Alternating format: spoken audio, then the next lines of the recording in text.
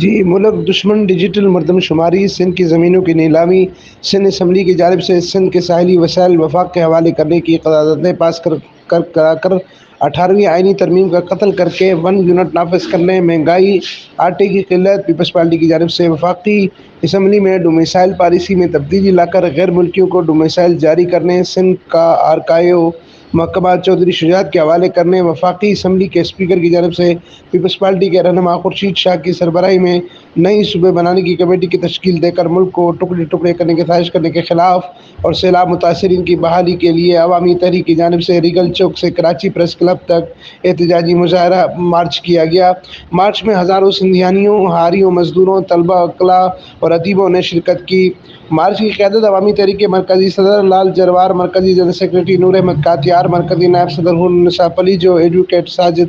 حسین محضر، مرکزی رہنما عبدالقادر رانٹو، سندھیانی تحریک کے مرکزی صدر سبحانی ڈاری، سندھی ہاری تحریک کے مرکزی صدر ڈاکٹر دلدار لغاری، سندھی شاگرد تحریک کے مرکزی صدر عاطف ملا، سندھی گرلز اسٹوڈنٹس تحریک کی مرکزی صدر ساجدہ پریہاڑ، عوامی علمی ادبی فورم کے مرکزی آرگنائزر ایڈوکیٹ ادریس لغاری، سندھی مزدور تحریک کے مرکزی صدر حاجی خان سمو اور دیگر رہنماؤں نے کی۔ عوامی تحریک کے مرکزی صدر لال جروار نے کہا کہ امریکی سامراج پاکستان کو بھی افغانستان کی طرح دہشت گردی کی آگ میں دھکیلنا چاہتا ہے۔ افغانیوں کے لیے پاکستان کی سرحدیں کھول کر ان کو اسلحہ، منشیات اور ڈالروں کی اسمگلنگ کی اجازت دینے والے امریکہ کی نوکر ہیں۔ وفاقی حکومت اور پیپلز پارٹی نے گہری سازش کے تحت سندھی عوام کو اقلیت میں تبدیل کرنے کی شروعات کر دی ہے، جس کے تحت پہلے مرحلے میں لاکھوں افغانیوں، برمیوں، بہاریوں اور دنیا کے دوسرے دہشت گردوں کو سندھ میں آباد کیا جا رہا ہے۔ انہوں نے مزید کہا کہ دنیا کے کسی اور ملک میں ایسی مثال نہیں ملتی کہ اس میں لاکھوں غیر ملکیوں کو آباد کیا جائے اور اپنے ملک کے اصل باشندوں اور تاریخی حیثیت رکھنے والی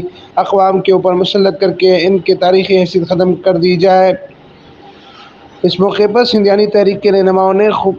نعرے بازی بھی کرتے رہے۔ امین فاروقی، فارسٹون نیوز، ٹھٹہ، سندھ۔